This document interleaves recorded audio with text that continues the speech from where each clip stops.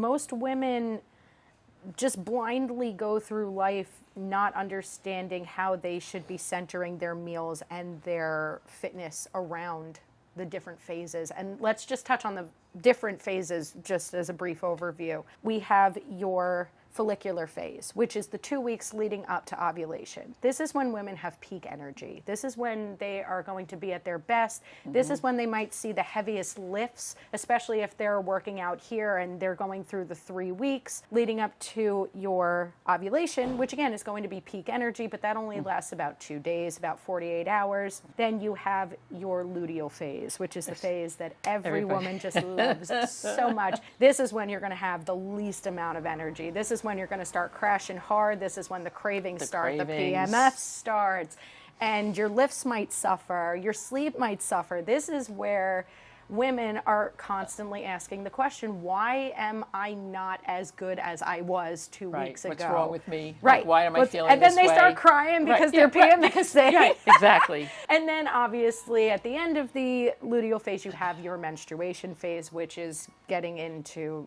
obviously the time that you have your period. And this, again, is going to be very low energy, especially because you are losing a substantial amount of blood during those days. Again, your sleep might be thrown off, your lifts might be thrown off, but as soon as that phase ends, you're right back to having that peak energy.